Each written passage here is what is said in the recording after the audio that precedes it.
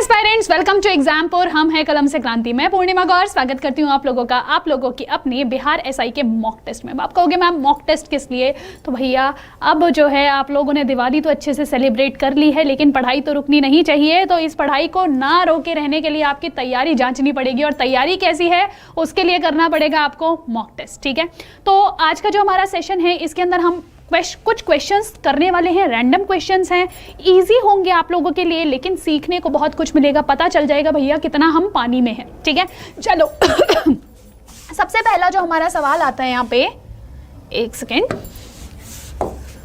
वो आपका सवाल है which among the following is the largest mammal. निम्नलिखित में से कौन सा स्तनपायी सबसे बड़ा है? कौन सा स्तनपायी सबसे बड़ा है? ठीक है, देखो मैमल्स की कैटेगराइजेशन मैंने आपको पूरी बताई थी। जिनके बॉडी के ऊपर हेयर होते हैं, जिनके पास मैमरी ग्लैंड होते हैं, वो क्या होते हैं? आपके मैमल्स होते हैं। अब इस मैमल्स के अंदर आपको कौन से वाला जो मैमल है वह सबसे बड़ा दिखाई देता है? एलिफेंट है, यानी कि एक हाथी होगा, वेल होगी, डायनासोर होगा, या फिर आपका राइनोसेरॉस होगा, यानी कि गेंडा होगा। तो अगर मैं बात करूं आपके इस सवाल की, यहाँ पे आप सभी को पता है कि जो लार्जेस्ट मैमल है वह क्या है? वह देखने में तो हमें एक मछली लगती है क्योंकि वह पानी में रहती है, लेकिन वो मछली नहीं है, और उसका नाम क्या है? Blue whale. ठीक है, तो यहाँ क्या आ जाता है आपका जो ब्लू व्हेल है, that is the largest organism. ठीक है, वह क्या है? आपकी सबसे बड़ा ऑर्गेनिज्म है। किस चीज में? मैमल्स में। सबसे बड़ा स्तनधारी जीव कौन? Blue whale. अच्छा, अगर लैंड एनिमल में पूछ लेते हैं आपसे कि लैंड एनिमल के अंदर जो सबसे बड़ा आपका मैमल है वो कौन सा है, तब आप क्या कहते हैं? हाथी होता है। ठीक है, लैंड एनिमल में किसको कहते हैं आप? हाथी को कहते हैं। ठीक, और यहाँ पे अगर मैं ओवरऑल मैमल्स में बात करूं तो कौन होती है? वेल होती है। लेकिन अगर लैंड मैमल्स में बात करूं तो कौन होगा? आपका एलिफेंट होगा। ध्यान रहेगा आप सभी को ये। चलो, तो पहला question is done. Next question की तरफ चलते हैं। नेक्स्ट क्वेश्चन क्या कहता है आपको कि which part becomes modified as the tusk of elephant. अब आप कहोगे मैम इस क्वेश्चन में भी एलिफेंट आ गया, तो आने दो एलिफेंट को। हाथी आना तो शान की बात है, लेकिन it should not be the white elephant. ठीक है, व्हाइट एलिफेंट ना हो जाए कि बस शान शान का रह जाए। ठीक, ऐसा एलिफेंट होना चाहिए जो आपके काम भी आए। तो चलिए देखते हैं, which part becomes modified as the tusk of elephant.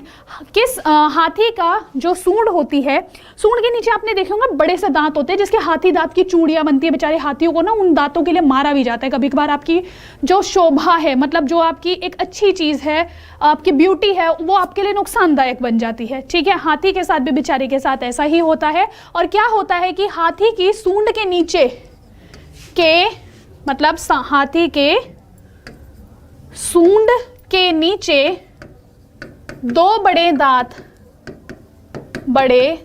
के रूप में कौन से दांत संशोधित होते हैं? वो बड़े बड़े जो दांत होते हैं वो कैसे निकलते हैं? पहला है आपका कैनाइन, जो आपके कैनाइन दांत होते हैं, रदनक दांत होते हैं, वह होते हैं। दूसरा है आपका प्रीमोलर, यानी कि अग्र चवर्णक होता है। तीसरा ऑप्शन है आपका दूसरा इंसिजर, यानी कि दूसरा कृतक यहाँ पे आ जाता है। और फोर्थ ऑप्शन आ जाता है मोलर, यानी कि चवर्णक यहाँ आ जाता है। तो अगर मैं इन सब की बात करूं, इसके साथ साथ जरा हम ह्यूमन के दांतों की भी चर्चा कर लें। तो यहाँ देखो, ये जो ह्यूमन है, हम जो ह्यूमन बींग्स हैं, हमारे ह्यूमन बींग्स में हम 32 दांत देखते हैं अपने मुंह में। उन 32 दांतों में हम क्या करेंगे? अगर मैं एक सेक्शन की बात करूं तो एक सेक्शन में एक साइड पे 8 दांत हैं। कौन कौन से? सबसे पहले दो आपके इंसिजर्स हैं। ठीक है, इंसिजर्स। ठीक है, जिनको हम क्या कहते हैं? कृतक कहते हैं। ठीक है, दूसरा कौन सा आ जाएगा आपका? एक कैनाइन आ जाता है, यानी कि रदनक आ जाता है, जो छीलने फाड़ने के काम करता है। ठीक है, गन्ना यहीं से छील के खाते हो। ठीक, कभी खाया आगे से गन्ना ऐसे छील के? कहीं पता चला यहाँ से मुंह सब फूट गया। ठीक, नेक्स्ट क्या? तीसरे नंबर पे कौन से आते हैं आपके? दो प्रीमोलर आते हैं। दो प्रीमोलर आते हैं, यानी कि अग्र चवर्णक आते हैं। ये ह्यूमंस की बात कर रहे हैं। ठीक है, और लास्ट क्या? 3 आपके मोलर्स आते हैं। 3 मोलर्स आ जाते हैं, जिनको हम चवर्णक कहते हैं। ठीक है, अच्छा, तो ये तो हुआ किसका? ह्यूमंस के दांत की 8 एक तरफ हुए। टोटल होता है हमारा 4 जगह दांतों का सेट होता है ऐसा। तो कितने दांत हो गए हमारे टोटल? हमारे 32 दांत हो जाते हैं। इनमें से जो लास्ट वाला जो दांत आता है, इसको हम विजडम टूथ कहते हैं। विजडम टूथ कहते हैं। और दूसरी चीज क्या, दूसरी बात क्या आती है आपकी कि ये जो आपके टोटल दांत हैं 32, इनका एक डेंटल फॉर्मूला भी होता है और वह क्या होता है आपका 2123, लेकिन बच्चों के लिए वह होता है 2102। ये सब चीजें खैर हम अपने सेशंस में ऑलरेडी डिस्कस कर चुके हैं। तो अब हम क्या करेंगे, अब हम आगे चलते हैं, आगे डिस्कस करते हैं किस चीज के बारे में कि इनमें से कौन सा ऐसा पार्ट है जो एलिफेंट के टस्क की तरह संशोधित होता है। तो एलिफेंट का जो दूसरे नंबर का इंसीजर होता है ना, वो क्या होता है, वो ऐसे नीचे वाले जो इंसीजर्स होते हैं वो इस प्रकार से, सॉरी ऊपर वाले जो उसके इंसीजर्स होते हैं, हाँ वो क्या होते हैं, वो ऐसे दांतों के रूप में वो डेवलप हो जाते हैं। ठीक है, तो यहाँ पे क्या आ जाएगा आपका सेकंड इंसीजर, इसका आंसर आ जाता है कि जो सेकंड इंसीजर होता है दूसरे नंबर का जो कृतक है वह इंसान के वो हाथियों के अंदर बड़े दांतों के रूप में डेवलप हो जाता है। ठीक है, होप सो ये बातें क्लियर हुई होंगी और इंसानों के दांत भी रिवाइज कर लिए होंगे आपने। नेक्स्ट क्वेश्चन की तरफ चलते हैं। ऑप्टिकल फाइबर्स, जो ऑप्टिकल फाइबर्स होते हैं वह किस फिनोमिना पे बेस होते हैं? भाई आप लोग ये पढ़ चुके हैं इस चैप्टर को, तो बताएंगे कि जो ऑप्टिकल फाइबर है वह कौन सी घटना पर आधारित है। पहला है आपका इंटरफेरेंस यानी कि व्यतिकरण, दूसरा कौन सा है आपका डिस्पर्जन यानी कि आपका वर्ण विक्षेपण। ठीक है, तीसरा आ जाता है आपका डिफ्रैक्शन यानी कि विवर्तन, चौथा आ जाता है आपका पूर्ण आंतरिक परावर्तन या पूर्ण आंतरिक प्रतिबिंबन। तो यहाँ क्या आ जाएगा, पूर्ण आंतरिक परावर्तन। ठीक है, तो अब देखते हैं जो ऑप्टिकल फाइबर्स थे हमने क्या देखा था, ये ऑप्टिकल फाइबर्स के अंदर एक कोर होता है जिसके अंदर आपकी एक लाइट रे जाती है और लगातार यह क्या करेगी, टकराती हुई आगे निकलती चली जाती है और इसी चीज को हम क्या कहते हैं कि ऑप्टिकल फाइबर्स हैं। ठीक है, इनके अंदर लगातार आपकी जो लाइटें हैं वो टकराएगी और आगे बिना किसी डिस्टॉर्शन के, बिना किसी लॉसेस के कहाँ पहुंच जाएगी, अपने डेस्टिनेशन तक पहुंच जाती है। इसके अंदर जो फिनोमिना काम आता है वह क्या है, टोटल इंटरनल रिफ्लेक्शन है, जिसमें कभी भी कोई भी वस्तु अगर सघन से विरल माध्यम की तरफ जाती है और अगर वह सघन से विरल माध्यम की तरफ जाती है और अगर वह उस सघन से विरल माध्यम की तरफ जाते समय, सघन से विरल माध्यम की तरफ जाते समय अगर वो क्या कर जाए, अगर वह क्रांतिक कोण से ज्यादा कोण पे उस बाउंड्री पे टकराए तो वापस उसी माध्यम में वह आ जाती है। ठीक है, कितने एंगल पे, मोर देन क्रिटिकल एंगल। तो वह क्या होता है, अगर वह क्रांतिक कोण से ज्यादा कोण पे अगर वह टकराती है तो वह क्या हो जाएगी, रिटर्न्स बैक। ठीक है, यानी कि वहां पे क्या हो जाता है, वह वापस आ जाएगी और वहां पे हमें क्या देखने को मिलेगा, रिफ्लेक्शन देखने को मिलता है, इनकी परावर्तन देखने को मिलता है। तो इसीलिए आंसर क्या आ जाता है आपका, टोटल इंटरनल रिफ्लेक्शन। ठीक है, यहाँ पे जो लाइट रे होगी उसको हम क्रिटिकल एंगल से ज्यादा एंगल पर भेजते हैं। ठीक है, चलो नेक्स्ट चीज की तरफ चलते हैं। नेक्स्ट क्वेश्चन आपका क्या आ जाता है, तो क्वेश्चन नंबर 3 हमने देख लिया, ऑप्टिकल फाइबर्स क्या काम करते हैं। The next question is, nowadays yellow lamps are frequently used as street lights. आज के टाइम पे जो आपके येलो लैम्प्स हैं, आपने देखा होगा जो आपकी स्ट्रीट लाइट्स होती हैं वहाँ पे आपको येलो कलर के लैंप्स दिखाई देते हैं। वो यहाँ पे जो है क्यों यूज़ होते हैं, मतलब इसके अंदर आप कौन सी गैस को भरते हैं जिससे वो आपको पीला पीला दिखाई देता है। पहला है सोडियम गैस, दूसरा है नियॉन गैस। एक सेकेंड,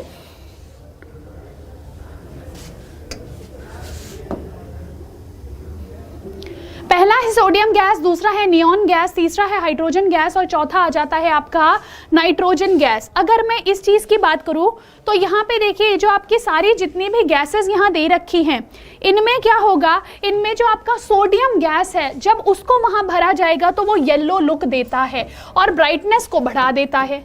ठीक है, तो इसीलिए आपके जो भी स्ट्रीट लाइट्स होती हैं वहां पे उस बिखराव को देखने के लिए आप क्या करते हो, येलो लैंप्स का इस्तेमाल करते हो। ठीक है, किसका इस्तेमाल कर, वो सोडियम गैस का इस्तेमाल करते हो ताकि आपको ज्यादा से ज्यादा आपको लाइट मिले और ब्राइट लाइट मिले। ठीक है, चलो नेक्स्ट क्वेश्चन की तरफ चलते हैं। नेक्स्ट क्वेश्चन क्या आ जाता है आपका, mirage is an example of. अब ये फिर से कुछ वैसा सा ही रिपीटेड क्वेश्चन हो गया।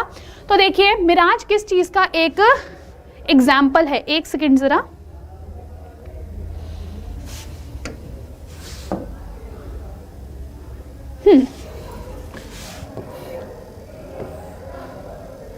मिराज एक उदाहरण है निम्न में से किसका? पहला है आपका रिफ्रैक्शन ऑफ लाइट ओनली, यानी कि खाली लाइट के रिफ्रैक्शन का।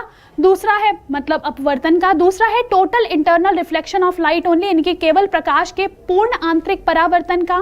तीसरा आ जाता है अपवर्तन और प्रकाश के पूर्ण आंतरिक परावर्तन का, यानी कि refraction and total internal reflection of light. और लास्ट आ जाता है डिस्पर्जन ऑफ लाइट ओनली, यानी कि खाली खाली प्रकाश का वर्ण विक्षेपण हो जाता है। तो यहाँ पे उत्तर क्या देंगे आप कि यहाँ पे जब भी आप मिराज देखते हो तो मिराज को हम कौन से कॉन्सेप्ट के अंदर देखते हैं? आपको क्या पता चलता है कि जब हम मिराज देखते हैं तो उसके अंदर, जब हम मिराज देखते हैं तो हमें क्या दिखता है भैया? मृग मरीचिका में ये हमें पेड़ की इमेज दिखने लग जाती है। कैसे दिख रही है वो? सॉरी, पेड़ की परछाई दिखने लग जाती है, जबकि वहाँ तो कोई पेड़ होता नहीं है। तो यहाँ पे बेसिकली होता क्या है? यहाँ पे आपका पूर्ण आंतरिक परावर्तन होता है। खाली खाली पूर्ण आंतरिक परावर्तन आएगा, यहाँ पे आंसर आपका बी हो जाता है। ठीक है, चलिए नेक्स्ट क्वेश्चन की तरफ चलते हैं। अगला क्वेश्चन आपका क्या कहता है? The phenomena of light associated with the appearance of blue color is।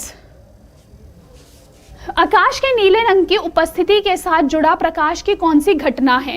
पहला है इंटरफेरेंस, यानी कि व्यतिकरण। दूसरा है आपका रिफ्लेक्शन, यानी कि परावर्तन या प्रतिबिंबन इसको कहते हैं। तीसरा आ जाता है आपका रिफ्रैक्शन, यानी कि अपवर्तन। और चौथा आ जाता है आप लोगों के लिए स्कैटरिंग, यानी कि बिखराव, या फिर हम इसको क्या कहते हैं? प्रकीर्णन। ठीक है, तो आपको यह यहाँ पे ऑप्शन दिखते हैं और आप क्या कहोगे कि जो फिनोमिना ऑफ लाइट है जो एसोसिएटेड है आपके स्काई के ब्लू हो जाने से। भैया हमारा स्काई ब्लू क्यों दिखता है? तो मैंने आपको बताया था ना, यहाँ पे क्या होता है? प्रकाश का प्रकीर्णन हो जाता है, स्कैटरिंग होती है। प्रकाश को क्या मिलेगा? बेसिकली जब भी सनलाइट आएगी उसको वहाँ रास्ते में पार्टिकल्स मिलते हैं, और जब वो उसको पार्टिकल्स दिखाई देते हैं, अगर वो उसके साइज के हुए, किसी भी वेवलेंथ के साइज के हुए, तो वहाँ क्या होगा? वहाँ पे वो उससे टकराएंगे और फैल जाएंगे। ठीक है, वहाँ पे वो स्कैटर करेगा उस पूरी लाइट को, और यहाँ पे क्या होगा? यहाँ पे स्कैटरिंग के कारण आपका जो स्काई है वह आपको ब्लू दिखता है। ठीक है, स्काई कैसा दिखता है? आपको ब्लू दिखता है। होप सो ये बात आपको क्लियर है एंड याद भी है, क्योंकि ये सब चीजें आप पढ़ चुके हो। नेक्स्ट क्वेश्चन आ जाता है आपका question number 7। Lens is made up of. जो आपका लेंस होता है वह किस चीज का बना होता है? ये चीज भी मैंने आपको पढ़ाई है। ठीक है, इवन आपकी पीडीएफ में भी है ये चीज कि लेंस किस चीज का बना होता है? Pyrex glass, flint glass, ordinary glass या फिर कोबाल्ट ग्लास। इनमें से किस चीज का बना होता है आपका लेंस?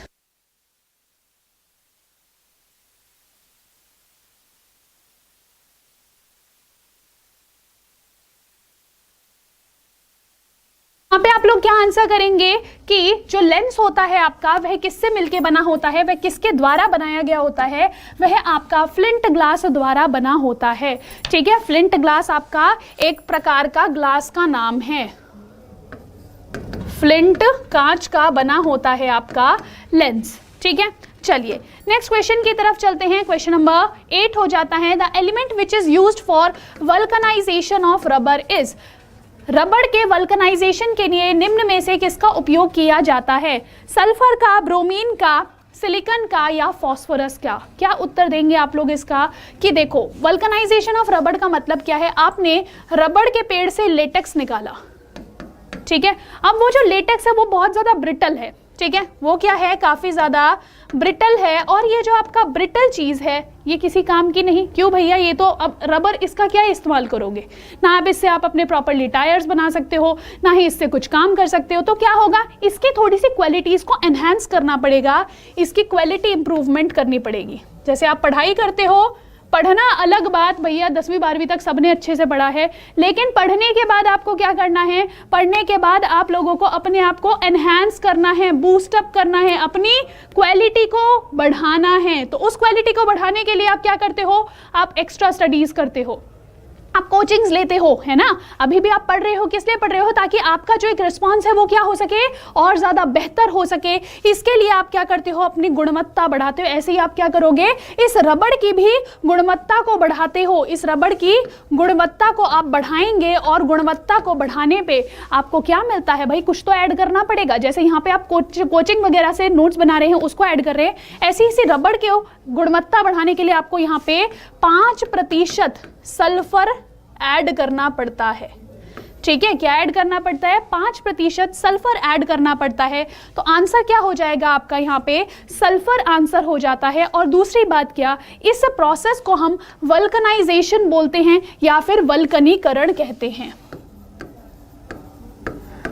ठीक है, हिंदी में आप इसको वल्कनीकरण कहेंगे और अंग्रेजी में इसको क्या कहते हैं, हम वल्कनाइजेशन कहते हैं। ठीक है, तो वल्कनाइजेशन या वल्कनीकरण क्या है, आप लोगों को अब समझ में आ गया होगा। अब हम चलते हैं अगले सवाल की तरफ। तो वल्कनाइजेशन क्या है, एक बार वहीं बैठे बैठे बोलेंगे।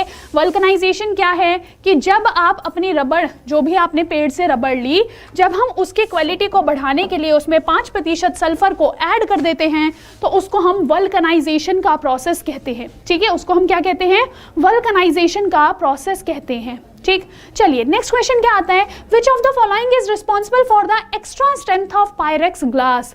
जो आपका पायरेक्स ग्लास होता है उसके अंदर थोड़ी एक्स्ट्रा क्या होती है, थोड़ी सी एक्स्ट्रा आपको स्ट्रेंथ मिलती है। ठीक है, वो किसके कारण है, ए है पोटेशियम कार्बोनेट के कारण, बी है लेड ऑक्साइड के कारण, सी है बोरेक्स के कारण, और डी आ जाता है फेरिक ऑक्साइड के कारण। तो आप यहाँ पे क्या उत्तर देंगे, क्या आ जाएगा इसका आंसर कि किस लिए आपका जो ये ग्लास होता है इतना ज़्यादा स्ट्रेंथ वाला होता है। तो देखिए, जो आपका पायरेक्स ग्लास होता है ना, उसके अंदर आपका बोरोन ऐड होता है या बोरेक्स ऐड होता है। ठीक है, इस बोरेक्स के ऐड होने की वजह से क्या होता है, वो आपका ग्लास थोड़ा सा कंपैरेटिवली मजबूत होता है। ठीक है, तो यहाँ पे आंसर क्या आ जाता है आपका, बोरेक्स के एडिशन के कारण आपका ग्लास क्या होगा, मजबूत होता है। ठीक है, चलिए क्वेश्चन नंबर 10 की तरफ चलते हैं। The noble gas used for the treatment of cancer is, इनमें से ऐसी कौन सी आपकी नोबल गैस है जिसका हम ट्रीटमेंट, मतलब कैंसर के ट्रीटमेंट के लिए इस्तेमाल करते हैं। तो आप लोग इसका क्या आंसर देंगे कि यहाँ पे, अच्छा देखो, जिस गैस का हम इस्तेमाल करते हैं ना, वो हमें नॉर्मली एटमॉस्फेयर में नहीं मिलती, normally not found in atmosphere. ठीक है, आपके एटमॉस्फेयर में वह आपको आमतौर पे नहीं मिलती है।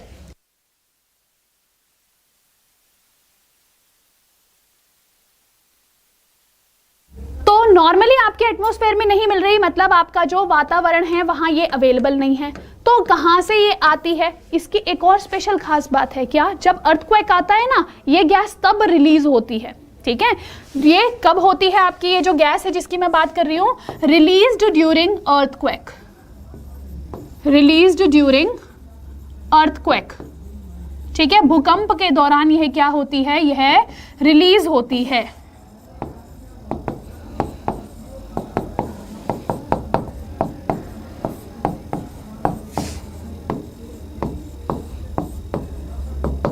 ठीक है, अच्छा जी, अब यहाँ पे देखेंगे कि ये भूकंप के दौरान तो रिलीज हो रही है, साथ साथ ये नॉर्मली हमें एटमॉस्फेयर में नहीं मिल रही, लेकिन ये ट्रीटमेंट ऑफ कैंसर में इस्तेमाल हो रही है। तो ये गैस कौन सी हुई, इस गैस का नाम है रेडॉन। ठीक है, तो यहाँ पे helium, argon, krypton, radon, xenon, ये सब क्या हैं, ये सब आपके नोबल गैसेस हैं। इन नोबल गैसेस में से जो आपका रेडॉन है, इसका इस्तेमाल हम किस लिए करते हैं, कैंसर के ट्रीटमेंट के लिए करते हैं। ठीक है, चलिए नेक्स्ट क्वेश्चन की तरफ चलते हैं। क्वेश्चन नंबर 11 आ जाता है। Okay, the question is the fertilization occurs normally in the, जो निषेचन होता है वह नॉर्मली कहाँ होता है, सर्विक्स में होता है यानी कि गर्भाशय की ग्रीवा में होता है, वेजाइना यानी कि योनि में होता है, फेलोपियन ट्यूब में होता है, या फिर यूट्रस में होता है। तो इसका सिंपल सा आंसर क्या आएगा, तो देखिए यहाँ क्या है, ये आपका ओवेरियन फॉलिकल्स है, यहाँ पे क्या है, यहाँ पे आपके एग्स प्रेजेंट है। ये एग्स यहाँ से निकल के इस जगह में जाते हैं जिसको हम बोलते हैं फेलोपियन ट्यूब। ठीक है, इसको हम क्या बोलते हैं, फेलोपियन ट्यूब। अब क्या होगा, जो स्पर्म है वो एंटर करता है और इसी एग को यही फेलोपियन ट्यूब में फर्टिलाइज करता है और यहीं पे क्या होगा, निषेचन की प्रक्रिया होती है।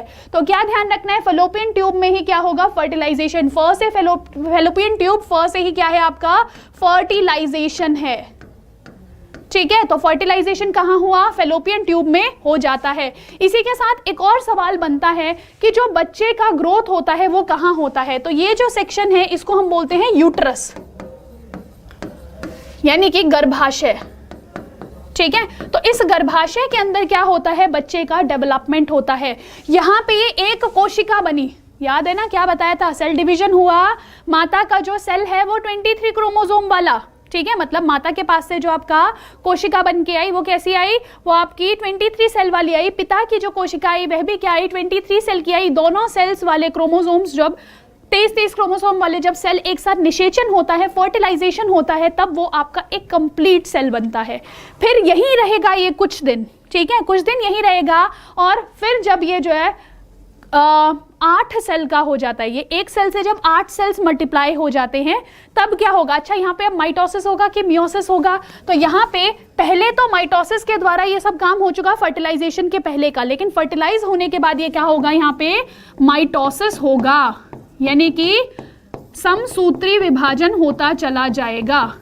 ठीक है, समसूत्री विभाजन होता चला जाएगा। और फिर जब ये 8 से 32 सेल का होगा तब ये क्या होगा, तब ये धीरे धीरे यूट्रस की तरफ ट्रैवल करेगा और यूट्रस में जाके फिर यहाँ की प्लासेंटा के साथ ये जुड़ जाएगा और यहीं पे क्या होगा, डेवलपमेंट होगा। ठीक है, तो इससे ज्यादा सवाल आपसे पूछा नहीं जाएगा।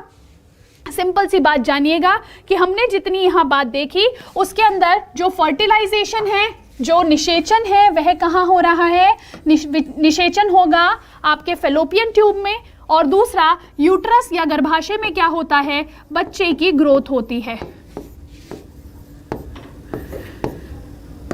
बच्चे की ग्रोथ होती है।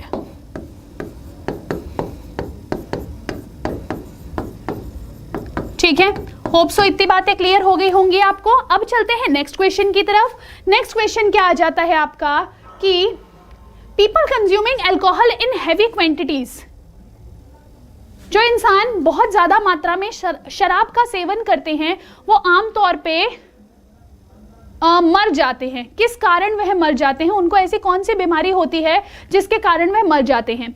लिवर और स्टोमक कैंसर, स्टमक कैंसर हो जाता है उनको, इनके पेट का कैंसर, या फिर यकृत का कैंसर, लिवर का कैंसर हो जाता है। दूसरा है weakening of heart muscles due to cardiac arrest, यानी कि उनको हृदयाघात हो जाता है।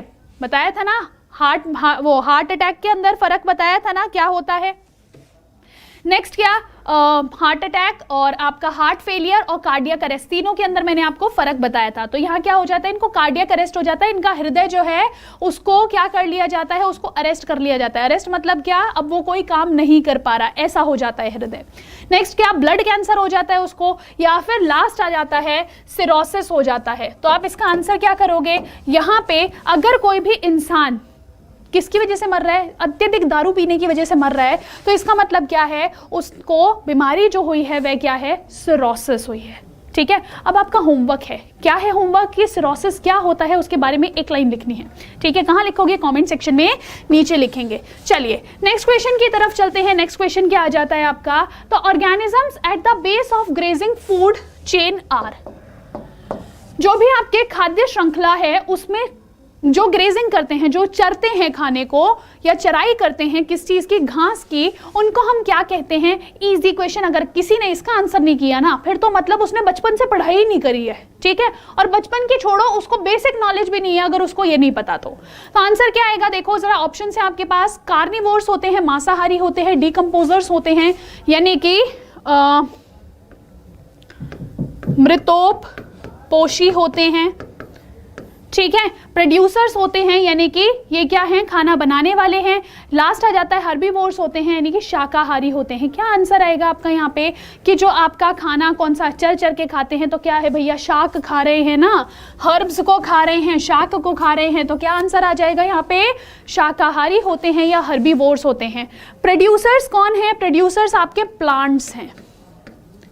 ठीक है, शाकाहारी कौन है, शाकाहारी जो इन प्लांट्स को खाते हैं। मांसाहारी कौन, जो इन हर्बीवोर्स को खाते हैं। और डिकम्पोजर्स कौन, जो आपके इन कार्निवोर्स और हर्बीवोर्स को खाते हैं। ये कौन हो जाएंगे?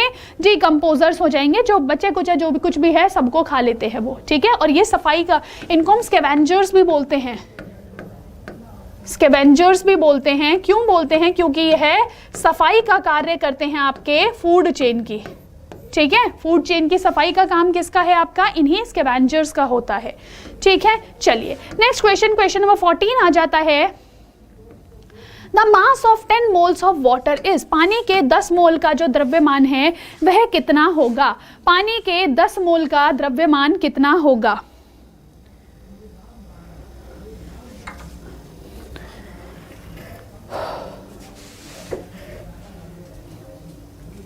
जल्दी से करेंगे इसका आंसर। अच्छा एक चीज और है यहाँ पे, वैसे मैंने अभी आपको केमिस्ट्री का ये टॉपिक कराया नहीं है, तो एक काम करते हैं हम इसको स्किप करते हैं, जब फिर आपको सामने ही समझाना पड़ेगा ये सवाल। तो चलिए इस क्वेश्चन को जो है हम अभी स्किप करते हैं यहाँ पे, कि पानी के 10 मोल का मास कितना होता है। वैसे आपको यहाँ पे क्या करना पड़ेगा, आपको यहाँ पे हाइड्रोजन और ऑक्सीजन का जो मोलर मास होता है उसको इस्तेमाल करके आपको 10 मोल पानी का मॉलिक्यूलर मास निकालना है, ठीक है। चलो कोई नहीं, इसको हम लेते हैं नेक्स्ट क्लास में, मतलब जब मैं लाइव आऊंगी तब।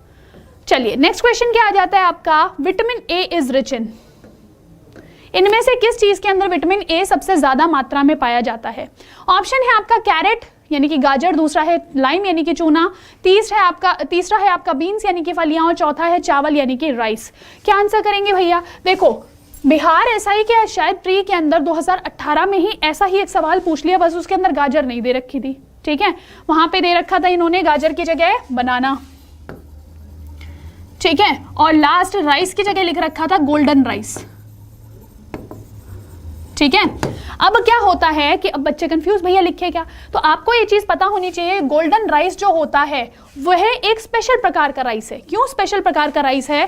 क्योंकि नॉर्मल जो आपका राइस होता है उसके अंदर विटामिन B1 पाया जाता है, ठीक है, थियामिन पाया जाता है, लेकिन जो गोल्डन राइस है वहां पे B1 और विटामिन ए दोनों चीजें यहाँ पे पाई जाती है। क्यों? क्योंकि इसके अंदर गोल्डन राइस को बनाने के लिए स्पेशली विटामिन ए डाला गया था, ठीक है। तो इसी वजह से गोल्डन राइस आपका रिच होता है किसमें? विटामिन ए में। साथ साथ अगर हम देखें इन सब सोर्सेज में, तो आप लोग बिल्कुल आंसर सभी सही ही दे रहे होंगे। आंसर क्या होगा आपका? गाजर इसका आंसर हो जाएगा, ठीक है। तो गाजर जो होती है उसके अंदर सबसे ज्यादा मात्रा में यहाँ क्या मिलेगा आपको? विटामिन ए मिलेगा। विटामिन ए का साइंटिफिक नेम क्या होता है?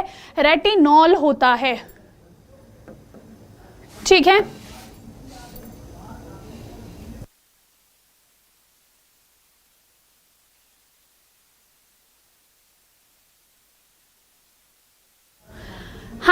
नेक्स्ट क्वेश्चन आ जाता है आपका question number 16, the high boiling point of water compare to hydrogen sulphide और hydrogen chloride is due to. देखो जो पानी होता है जो H2O है, ये भी वैसे कॉन्सेप्ट समझाने वाला ही है थोड़ा सा, बट कोई नहीं, थोड़ा सा कोशिश कीजिएगा समझने की। जो आपका पानी होता है उसका जो बॉइलिंग पॉइंट है, उसका जो वो है उबलने वाला पॉइंट जो होता है क्वथनांक, उसका जो क्वथनांक है वह क्या है? वह काफी ज्यादा ऊंचा होता है, ज्यादा होता है किसके मुकाबले? हाइड्रोजन सल्फाइड के मुकाबले या फिर हाइड्रोजन क्लोराइड के मुकाबले।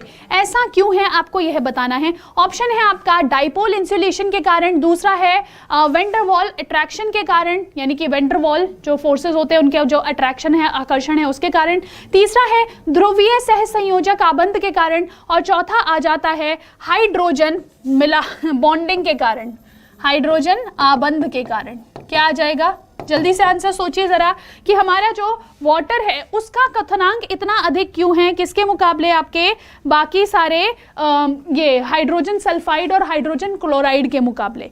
क्यों? क्योंकि यहाँ पे जो आपकी हाइड्रोजन सल्फाइड और क्लोराइड होती है, इनके अंदर जो हाइड्रोजन बॉन्डिंग होती है वह काफी कम होती है, जबकि H2O के अंदर यह जो आपकी हाइड्रोजन बॉन्डिंग होती है यह अत्यधिक होती है, ठीक है। इसीलिए आपको यहाँ पे हाइड्रोजन मतलब वाटर का बॉइलिंग पॉइंट अधिक मिलता है या उच्च मिलता है, ठीक है। चलिए नेक्स्ट क्वेश्चन की तरफ चलते हैं। Which of the following determines the chemical properties of an element? निम्नलिखित में से कौन सा तत्व कौन सी चीज तत्व के रासायनिक गुणों को निर्धारित करती है? निम्न में से क्या किसी तत्व के रासायनिक गुणों का निर्धारण करती है? ए नंबर ऑफ इलेक्ट्रॉन्स यानी कि इलेक्ट्रॉनों की संख्या, बी नंबर ऑफ न्यूट्रॉन यानी कि न्यूट्रॉन की संख्या, सी नंबर ऑफ प्रोटॉन यानी कि प्रोटॉन की संख्या, या फिर D all of the above. तो देखो केमिस्ट्री में इतनी बेसिक चीज आपको शायद पता ही होगी कि आपका जो भी कोई एटम है उसमें नंबर ऑफ प्रोटॉन्स और इलेक्ट्रॉन्स और साथ साथ नंबर ऑफ न्यूट्रॉन्स, कुछ चीजें निश्चित मात्रा में होती हैं। इनमें से हम न्यूट्रॉन्स को, इलेक्ट्रॉन्स को अलग अलग निकाल सकते हैं, ठीक है, इलेक्ट्रॉन्स को निकाल सकते हैं। इलेक्ट्रॉन्स एक जगह से दूसरी जगह ट्रैवल कर जाते हैं। यहाँ जो न्यूट्रॉन्स हैं वो न्यूट्रॉन्स का नंबर भी सेम ही एटम में वेरी कर सकता है, ठीक है, कि जैसे हमें हाइड्रोजन 1 भी मिलता है, इनकी हाइड्रोजन भी मिलता है, प्रोटियम जिसको बोलते हैं वो भी मिलता है, ड्यूटेरियम भी मिलता है और आपका ट्रीटियम भी मिलता है।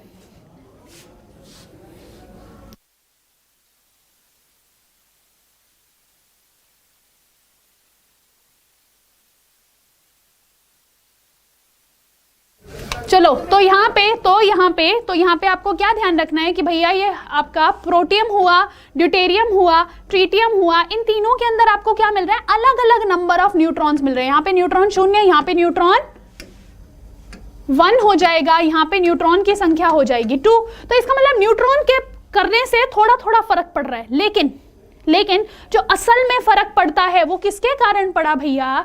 वो सारा फर्क पड़ा आपका किसके कारण? प्रोटॉन के कारण। तो यहाँ पे आंसर क्या आ जाएगा कि केमिकल प्रॉपर्टीज किसी भी एक तत्व की बात हो रही है, किसके द्वारा निर्धारित करी जाती है? उसके नंबर ऑफ प्रोटॉन्स के द्वारा निर्धारित करी जाती है, ठीक है।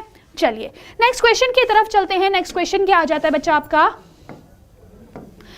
Lumen is the unit of. जो ल्यूमन होती है वह इनमें से किसकी इकाई है? इल्यूमिनेंस की, यानी कि चमक।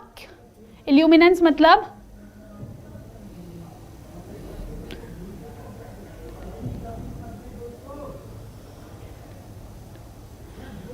ज्योति तीव्रता होती है आपकी, यह है ल्यूमिनस इंटेंसिटी,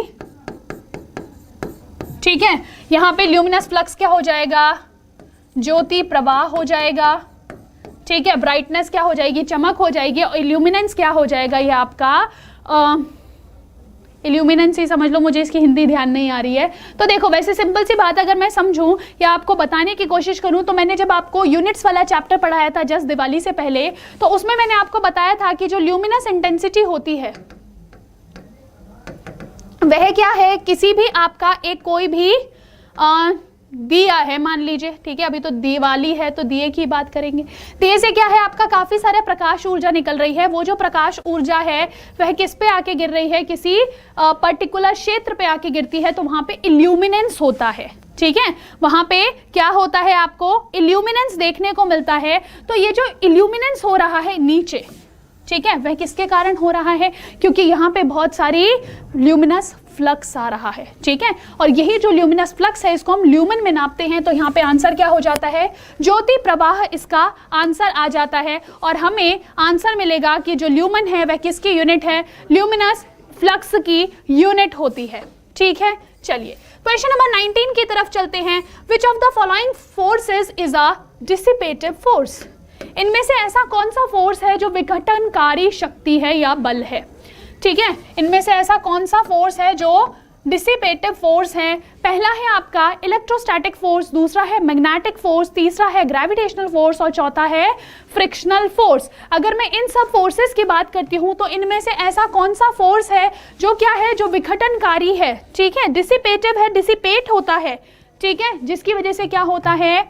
क्या बोलते हैं, कुछ डिसिपेशन होती है, कुछ एनर्जी बाहर निकलती है, ठीक है। तो सिंपल सी चीज़ है। अब मैंने जब एनर्जी बाहर निकलती हुई बोली तो आपको कुछ आ रहा है कि अगर हम हाथों को ऐसे घिसते हैं तो क्या होता है?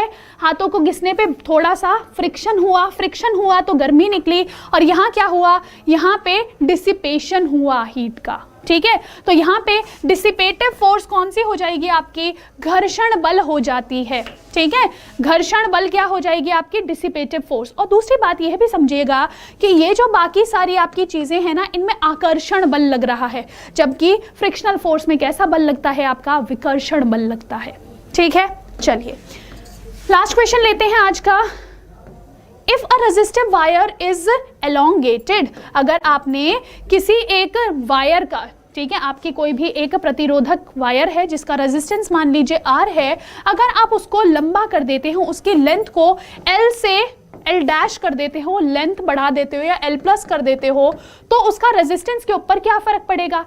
A डिक्रीजेज 2 है रिमेन्स कांस्टेंट, C है आपका डिक्रीजेज इंक्रीजेज और D है, इनमें से कुछ भी हो सकता है। तो सिंपल सी चीज देखिए, रेजिस्टेंस का मैंने आपको फॉर्मूला क्या बताया था, R प्लस क्या आएगा, वह होगा directly proportional to L upon A।